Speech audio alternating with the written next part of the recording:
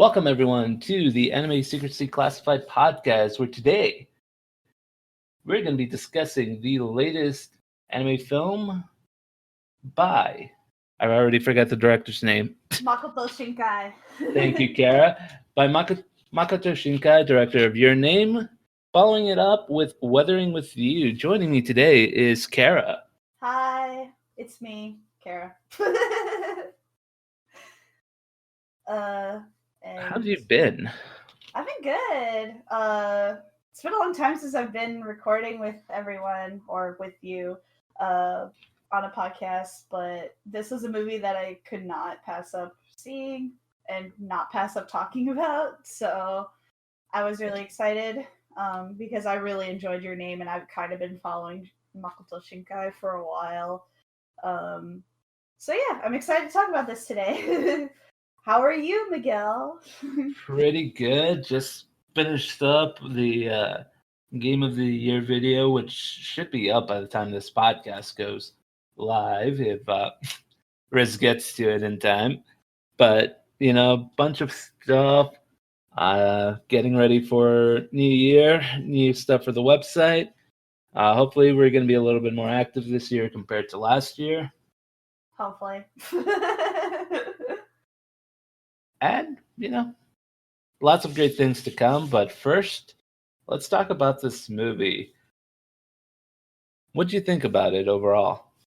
Overall, I thought it was a pretty solid film. It's well animated, has a heartwarming story, but overall, if you compare it to other Shinkai works, you can kind of still see his pattern of surface level storytelling with not much behind it, but beautiful animation. So all in all, it's a pretty good movie. It's solid. Yeah, no, the animation goes without saying. It's just beautiful. Like, absolutely stunning. A lot of the sequences with the rain, just breathtaking stuff.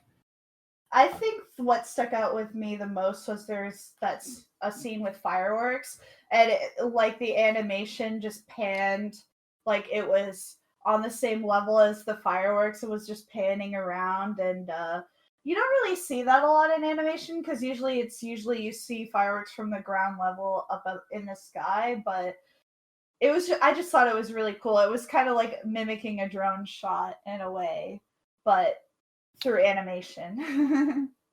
Yeah, that sequence with the fireworks in Weathering with You was better than anything shown in the movie, literally called Fireworks. I haven't seen that movie. That's not a Shinkai work, is it? It is not a Shinkai work, but it wasn't that good. Oh no. Yeah, I really enjoy the animation. That's if you're just looking for eye candy in an animated movie, this is definitely for you. Shinkai, as always, loves to imitate life in his work, where similar to Hayao Miyazaki, but whereas Miyazaki does it in a loose cultural way, Shinkai does it in a photorealistic way.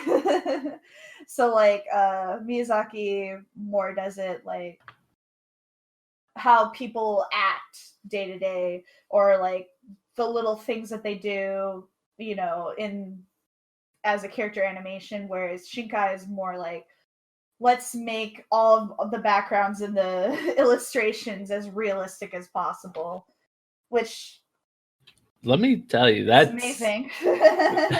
His attention to detail, holy crap.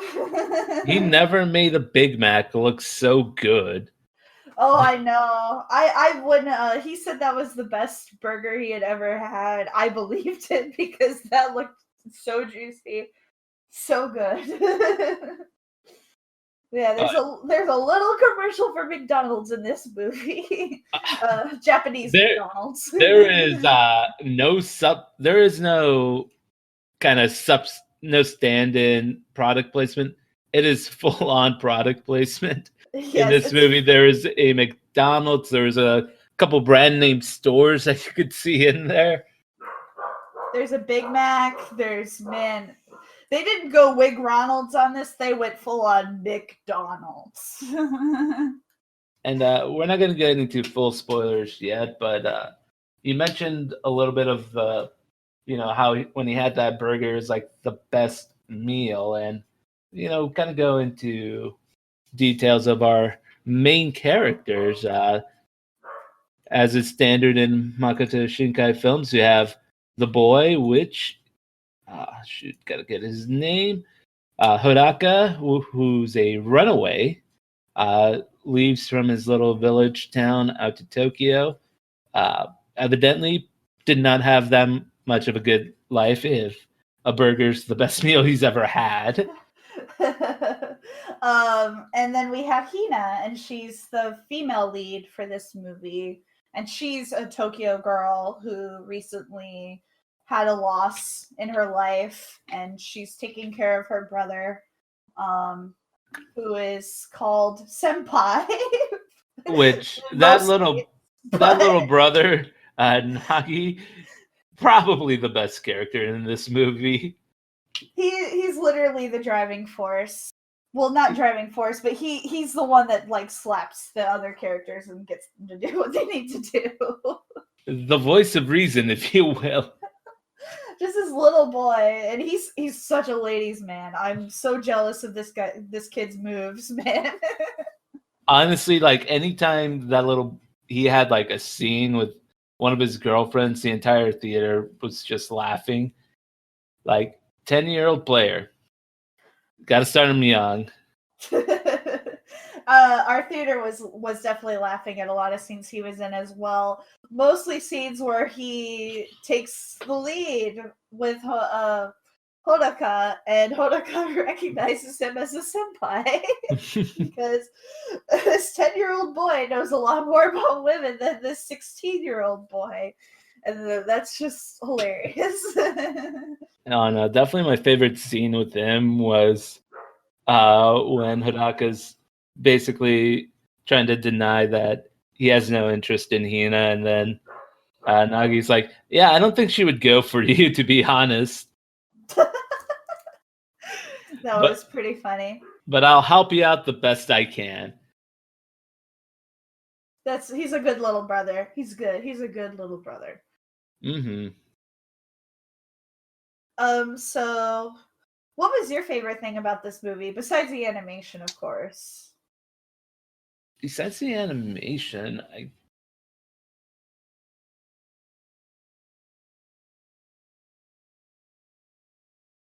I definitely like a lot of the characters. Not aside from our leads, I kind of like the two adult characters, Kyosuke Suga and then Natsumi. Yeah. I really like Natsumi. Between the two of them, I definitely liked her the most. She had the most interactions with Hodaka, I think, on a normal level. And she was just funny. Oh, yeah. College age student, trying to find what they want to do in life. And that montage of her trying to find a job was pretty good. I've definitely felt like her at some point in my life. Just trying so desperately. You're my first choice. No, you're my first choice. You're my first choice. We've all been there trying to get trying to go into the work life. Trying to get that coin. Kyosuke, the father, at first you think he's just like kind of a bit of a drunkard, doesn't do too much, but as you further got to know his character, you can kind of understand some of the actions he would take on later in the movie. And so seeing kind of his development throughout the movie was pretty good.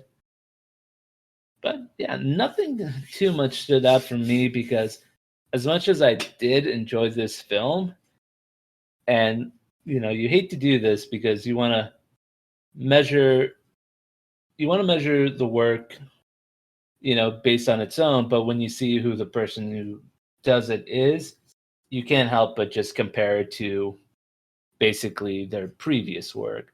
And so I don't think it's too fair to compare this to Your Name, but because Your Name was the last movie that Shinkai did, it's gonna draw those. And not to mention that it almost follows kind of the same story flow as Your Name. Yeah, it And definitely does.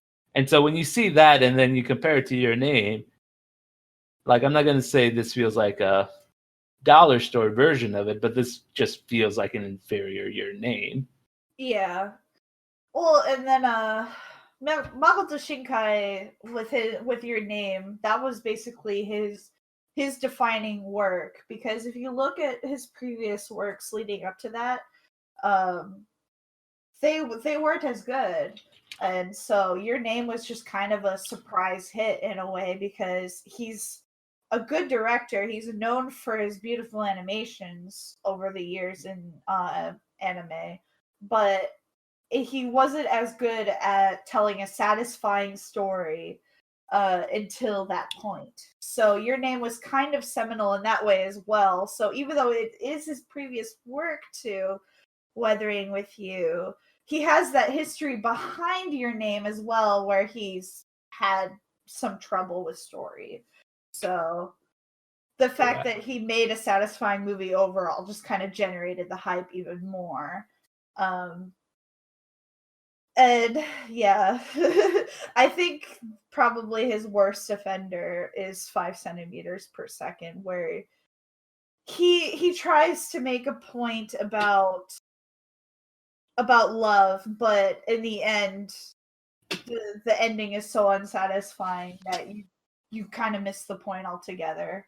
But Your Name fixed all of that for him. Is, I guess, the point that I'm trying to make. Oh yeah, and we're about to get into some spoilers to kind of get a little bit more in depth. So if you're wanting to avoid spoilers just so you can kind of watch this fresh, we would recommend stopping the video at this point. And how about just saying an overall rating before we move on to the spoilers? Solid 7 out of 10 for me. Like, yeah, it's not, I would say about a 7 as well. It's not a bad movie by any means. It's still pretty good. It's just, you kind of maybe have the peak of a star-crossed lover story being the movie that preceded this one. And this is just going to, not feel on that same level. So it kind of knocks it down a bit, but it was still enjoyable movie. Oh yeah, it's definitely a lot better than his previous works. He's definitely grown as a director over time, getting to this point. So it's not that it's terrible by any means. It's still a really good, enjoyable movie. Great animation. The music was incredible. He brought back Rad Wimps from Your Name to do the music for Weathering with You, and it fits the tone for this movie as well. So that was really great as well. But yeah, like I said, we're about to go into some spoilers, and then in the description below, we'll have a timestamp of when spoilers are going to be over with, and you can move on from there. But yeah, yay, spoilers! You've been warned. Spoilers are coming up. All right, and let's get into it. I honestly thought the third act of the movie just dragged the entirety of it down for me. That seems like a typical Shinkai situation. It's like, I'm enjoying the build up, and then like we get to the third act where Tokyo is just having like massive amounts of rain and snow, and the main girl, Hina just gets sucked up into the sky. She sacrifices herself. Yeah, because she can control the weather. And there's a point where Kiyosuke and Natsumi are doing an interview with an older gentleman who's telling the tale of the weather maiden who would sacrifice her life to give the natural weather back instead of the everlasting rain. So they kind of hint at that happening fairly early or not fairly early, like little under halfway through the movie. Yeah. I would say a little over halfway. Probably gearing up for the third act, I would say. It's after the sunshine business that Haruka and Hina set up just gets wildly successful. Yeah. And like to me, just like the third act, it's like they put in a chase sequence just for the sake of putting in a chase sequence. Like just the whole buildup of that. It's like, oh, he's a runaway, but he's also Haruka is a runaway, but he's also wanted for wielding a gun. And then when you see that scene where he misses the guy he's shooting at, but still shoots at him. I'm like, there was like nowhere in that area that had a camera. How'd they even get that picture? Oh, exactly. Like they saw that, they're like, have you seen this way? I'm like, where the hell did you? There was like no cameras there. Although, if you best believe that when he did that in the leading up to about the end of the first act, he pulls the gun on the shady club owner. We'll just call him. He's trying to save Hina from that life because in Japan it's known that these club owners take underage girls or unsuspecting women and abuse them and force them into prostitution on the side and things like that. So it's culturally known that this is a bad thing for her to do, and he's saving her from that by pulling out the gun. And after that moment where they run away and he gets rid of the gun, I'm thinking there's probably going to be repercussions for this because in Japan, guns are they're legal, but it's very strict.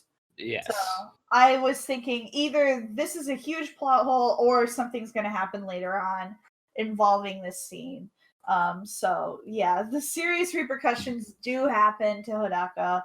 It's not his gun. He found it in a trash can, but apparently the police don't care about going after the guy who originally owned the gun and threw it away. They'd rather go after a kid who came across it and was basically defending himself. But that's neither here nor there. I'm a white girl living in America, so I can't really discuss Japanese culture. In Texas, of all states. Yeah. I can't really put my opinion on that aspect of their culture very well. But from a film standpoint, it seems kind of silly that they're going after a kid, Right. But yeah, to me, don't get me wrong, that chase sequence, especially when the niece picks him up on the scooter and they're driving through Japan, I'm like, this is beautifully animated, but man, are they really sending an entire police squad to capture a kid whose only offense was holding a weapon and that's it? Yeah, and running away. He was a runaway reported missing by his parents because it's implied that he's had a very hard home life. He doesn't have a good life in his hometown. So he wants to run away to find a better life for himself where he's not having to endure what he had previously been enduring. If he doesn't want to go back, I'm assuming he's being abused or it's just a really hard situation. Right, but at this, there's some implications, maybe he's not fed enough, or maybe they don't really go into too much detail about that. So why he's running away, yeah. Yeah. So it's hard to find any kind of sympathy for him. Oh yeah, they just say he runs away because his home life is boring. They don't go into too much detail. Besides of that, it's he just ran away. Yeah, I mean, for reasons. With how staunch he is about not wanting to go back, you assume that his family is very harsh on him. And then even when he does get sent back, you don't see anything of his family. Yeah. You just see him graduate and dips out again. Yeah, he just goes and does his duty, goes back to his home life, and finishes school, keeps his head down, and then jets off back to Tokyo. And if you and if you think he's someone who's like not being fed enough or whatever, like you would think that would take some kind of toll on him over 3 years. But all he can think about is Hina, which is kind of romantic because that's probably what kept him going those 3 years, is just thinking about his relationship with Hina and seeing her again and wanting to make sure she's okay and not doing the weather girl stuff anymore, the sunshine girl stuff as they call it in the movie. So yeah, no, I think to me, just like that third act just dragged it way more. I had a friend who had the opinion that Hina's sacrifice should have stayed as a sacrifice, and that she should have stayed up on the dragon's back, if you will. But I think that would have been a pre-Your Name ending for Shinkai, because Shinkai had very bittersweet endings like that in the past. Just watch Distant of a or Voices of a Distant Star if you want bittersweet endings. Or 5 centimeters per second. I didn't mind the ending. No, I actually liked that he went after her and tried to find a way to get to heaven, so to speak, to bring her back down to earth. It's really wildly romantic in a way that he doesn't care if Tokyo goes up into the water as long as he gets to be with her. Oh, and just to dispel any kind of comments that people will be like, he sacrificed billions just so he can get with the girl. Tokyo got submerged over a period of 3 years. It wasn't immediate waterfall down. Yeah. So he uprooted millions would be the better consequence of it. But the way the movie frames it is that Tokyo had been underwater before, and mankind will always prevail no matter what disasters come, and just like the old man says in a previous scene as well, like, what's to say what is normal, you know? Mm-hmm. So that's kind of the message they have is, yeah, this isn't normal compared to what people have experienced before in recorded history, but it's something that people can adapt to. So why waste somebody's life to keep up that sense, I guess? And I enjoyed that he was able to get her back down, because it's showing that you can still fight fate and you can change it to where you have control over it. You don't have to you don't have to follow a predetermined path. You can choose your own path. Yeah, which I like that. I just didn't like the police aspect of it. I thought that was very it might be a statement that the Japanese audience will probably get more, but from my perspective, I just felt like it just added an unneeded clunkiness to add this whole police detective situation. And I mean, I like the dude's hair, but other than that, I'm just like, every time they showed up, it's like, how were they able to track him down? I think they could have just had a plot element involving Gyosuke and his family, and maybe involving the daughter more, and like Gyosuke's motivations with that to kind of stand in the way more of Hodoka, or maybe have just fate itself try and stand in the way, where he has to overcome the weather's obstacles to get back to Hina. But I just felt like the police thing was just an unneeded thing. It was too much. Like, they could have I think Shinkai could have handled it in a way that made more sense for the story, to just not involve the police whatsoever.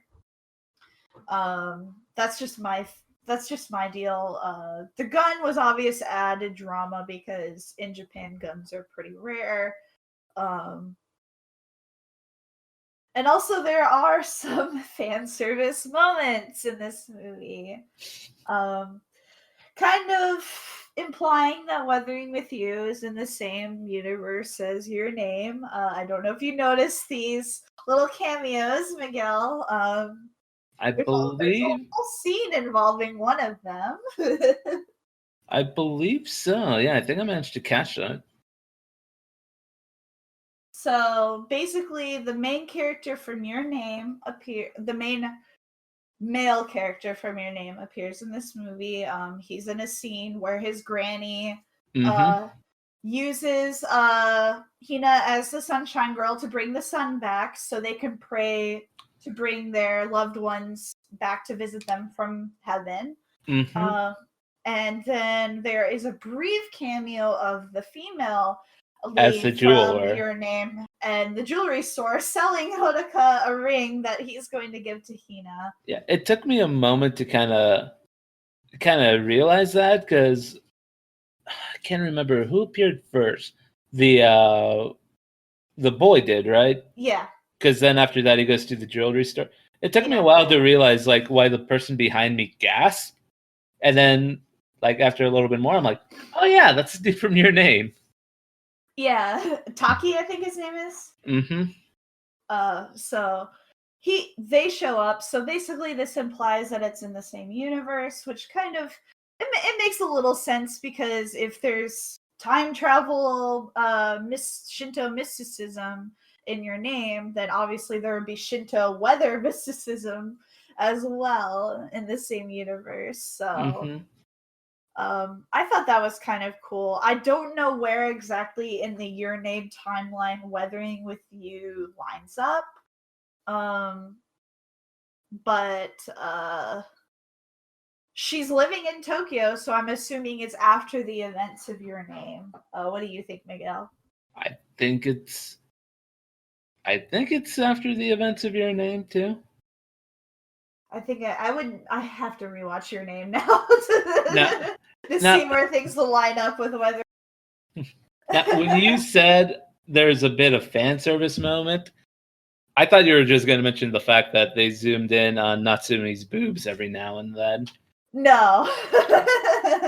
I meant literally like fan service for Your Name fans.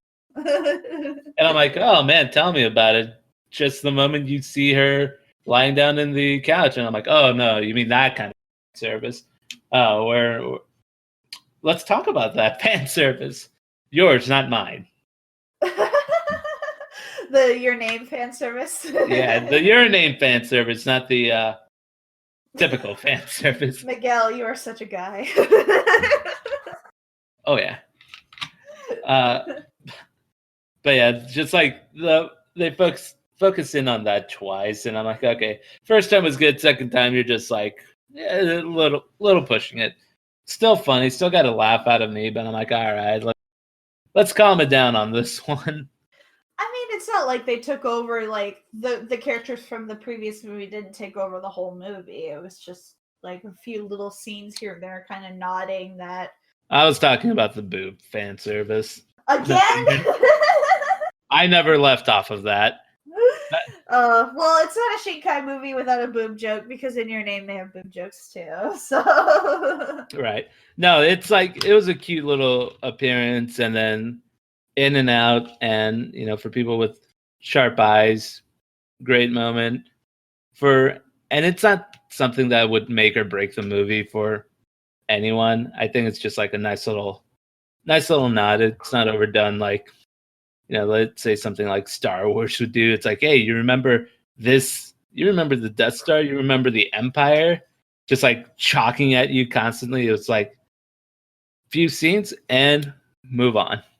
It's not like they're going, "Hello, I am Taki, and my girlfriend and I, overcame." It's not. Right. It's not like that at all. It's very in plot of the movie, but it does pretty much say that Your Name and Weathering with You are in the same universe, which means the Tokyo that Taki and oh man, I forget her name.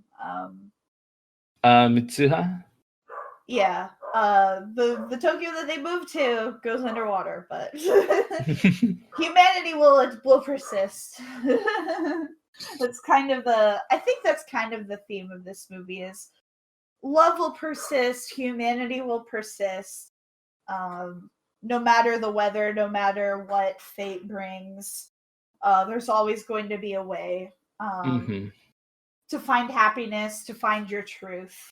So I kind of like that message. It's a little bit, it is similar to your name's message, but it is a little bit different, which at least he went that route. Right. No.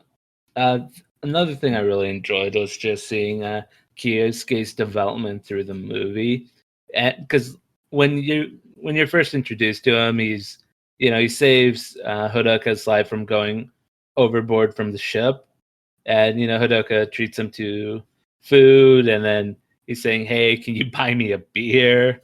So like at first it feels like he's kind of maybe exploiting his rescue of the boy a little bit, but he's the one who winds up giving. Yeah, but he's the one who winds up giving Hodoka, a place to stay, kind of to work for a little bit, because before this, Doka wasn't really going anywhere. He's pretty close to being a homeless kid. Yeah, he had no school ID, no way of finding legal work. He was turned away everywhere. Was living in a manga cafe, which I thought was a nice touch because yeah, that is a thing in Tokyo, Japan. Is they have these little cafes that you can basically rent out a cubicle to stay in for however many hours, and you can kind of sit and use the computer and have kind of a warm place to sit and like privacy and stuff like that. So he was going there a lot, but obviously that kit's expensive and racks up and stuff. So Gyosuke takes him in because on the ship he gives him his business card and he's like, okay, well, I've basically exhausted every avenue I've got. I can't sleep on people's porches, you Mm-hmm. know. So he goes to Gyosuke and Gyosuke gives him a place to stay. Mm-hmm. And there's a nice little joke where Natsumi asks Kyosuke, how much are you paying him? And he holds up 3, and she's like, 300 yen? And he's like, no, more like 30. And she's like, that's exploitation. He's like, his meals are paid for and he lives rent free. What else do you want me to give him? He was making money with the Sunshine Girl job with Mm-hmm. Hina. But yeah, like you kind of slowly learn more about him. You find out that he has a daughter, that he used to be a smoker, but he's quit because his little girl has asthma and he's trying to get uh, custody of her because kind of maybe his lifestyle is what drove her from being taken from him to her grandmother. And Yeah. most of the actions that he takes throughout the movie, it's for his daughter's sake. And when Hadoka is on the run from the police, Kyosuke basically gives him a bunch of money and says, they searched my office looking for you. They think I kidnapped you. I'm not trying to push you out on the street, because I don't want to go to jail. I just want my daughter. Yeah. He said it's a sensitive time. I'm trying to get custody of my daughter. You'd understand. And And sends Gyosuke off.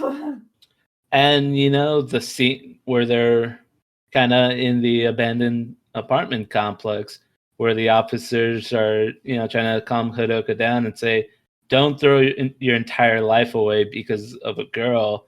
That's when it like literally clicks to Kyosuke that this kid is basically me. I threw away my life for a girl, but I don't regret it.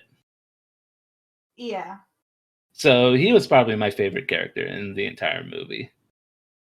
Yeah, he definitely had the best motivations and the best development overall. Though I don't think assaulting an officer would look good in trying to gain custody of your daughter. No, but it seems like it's worked out in the end. Yeah, somehow. Maybe the flood washed away the police records for all we know.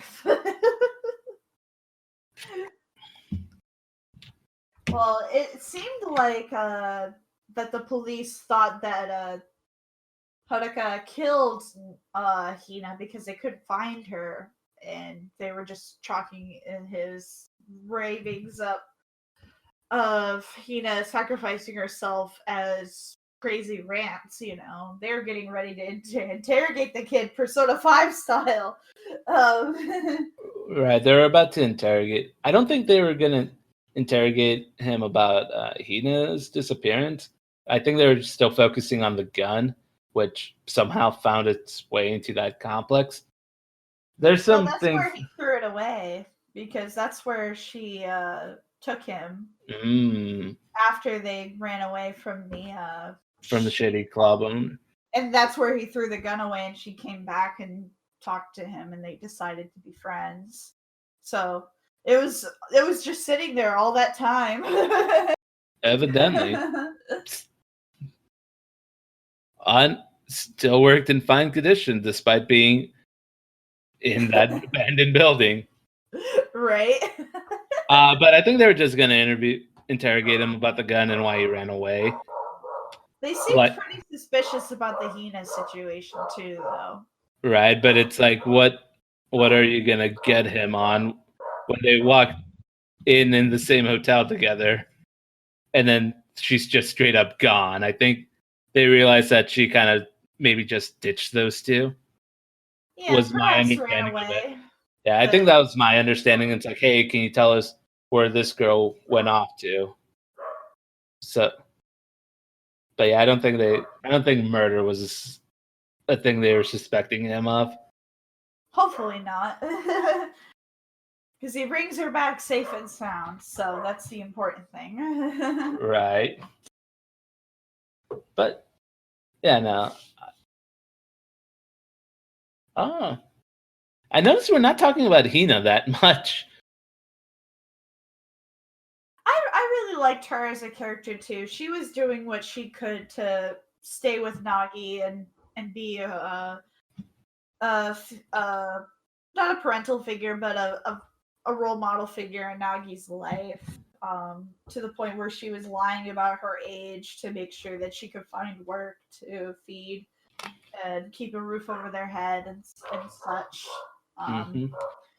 She even tells Hidaka that she's 18, close to 18 years old, when in reality she was the youngest out of, well, Nagi's the youngest, but she was younger than him at 15 years old. Mm-hmm. And I liked her as a character. She was very clever. She was very sweet. I liked that she at a sad point in her life, she comes across this beam of light and goes to it, and she prays so hard for sun so she can spend it with her mother, that she just gets granted this whole power from the heavens. Mm-hmm. Because yes, she does lose her mother in the beginning of the movie, and that's kind of the start of her life as the Sunshine Girl. Yeah, it's implied that they lost her. Was that the mother at the beginning where the kid's like, look, mommy, a fish? Or was that someone else? That was just somebody else. Okay. Because, yeah. Mother was the one laying in the hospital bed. She was in the hospital looking over her mother, and she saw the beam of light from above. Okay, I gotcha. Yeah. And then she went to it and got the power. They never said exactly when her mother died. I'm assuming soon after, but yeah. It was at a really dark point in her life that this beam of light came, and she found this little shrine at the top of the same apartment building that Hidaka threw away the gun and was trying to get to. He was trying to get to the shrine to get to the heavens to reach Hina. So it was cool that this kind of like apartment building, it was still standing, even through all the rain and stuff like that. Obviously, like, different ways of getting up to the top had changed because staircases collapsed and things like that, but that shrine was still there mysteriously. It's kind of cool in a way. Right. But Hina's a character. I liked her, but it didn't seem like she was doing a whole lot character wise besides being the sacrifice and the motivation for Hidaka. This is definitely more Hidaka's story than her story, if that makes sense. Yeah. Like, I think out of all the characters, she might have been one of the more underdeveloped ones. For sure. Because she felt more like a plot device than an actual character in the movie. Yeah, I could definitely agree with you on that. All right. But, I mean, I think overall we both agree that the movie was really good. Not the best, not really, like pretty solid. Not the best, but definitely still worth checking out because the animation is just spectacular. Oh yeah, just watch it for the animation and the music and if you're kind of emotional about like heartwarming scenes or romantic scenes, probably bring some tissues. I didn't cry, but there were a lot of heartwarming moments. So No, for sure. But still solid movie. Would recommend. yeah, I would give it a 7.5 out of 10. It's not as highly rated as Your Name in my mind. I would give Your Name an 8.5 out of 10. But it still has its good points. It still has a decent story. Besides some clunkiness in the third act, and I do wish that they would have developed Tina as a character more, just because she is such an important part of the story that they should have focused on her a little bit more. But other than that, it was an enjoyable movie. I really liked it. For sure. All right. Any last thoughts? I know there's some people kind of decrying that this wasn't up for Best Animated Feature at any of the major award shows, but honestly, after watching it, I don't think I would nominate it over any of the five that are up for Best Animation. Because I think it lacks the animation, while stunning, I don't think touches what they were able to do with Missing Link. Because god damn, that Studio Leica is just has mastered stop motion. It's yeah, they're incredible. they deserve anything they could win.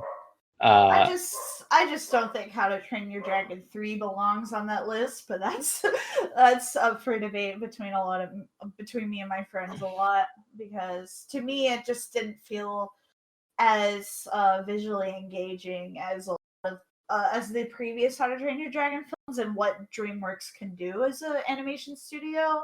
I just felt like it was a little flat story wise and not as gorgeously animated as it could have been.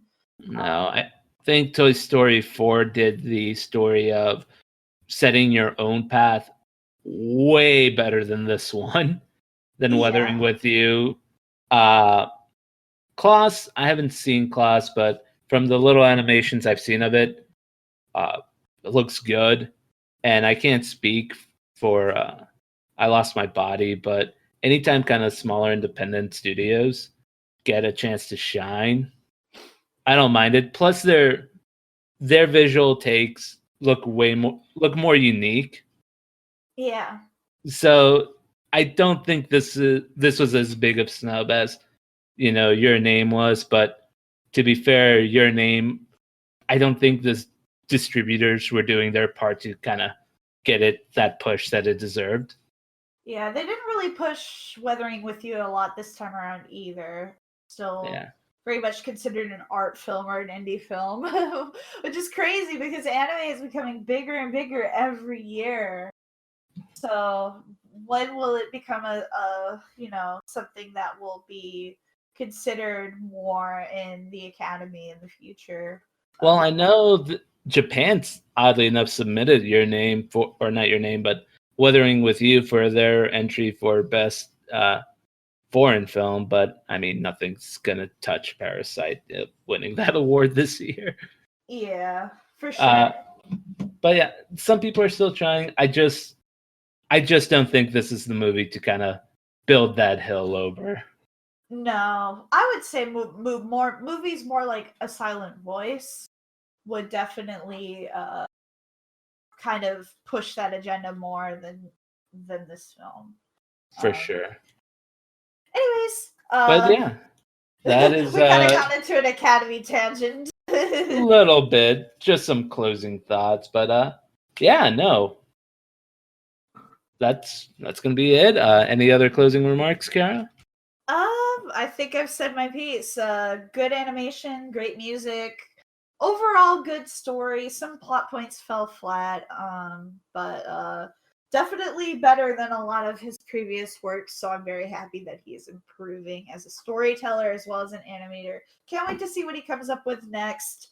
And maybe it'll be a McDonald's commercial. I don't know. I'm willing to bet it'll involve star-crossed teenage lovers. And McDonald's. And McDonald's. Just gonna go out on a limb. Anyway, guys, that's gonna wrap up our podcast. Thank you so much for joining us. Like I said, we got hopefully big plans for 2020. But until then, you guys take care.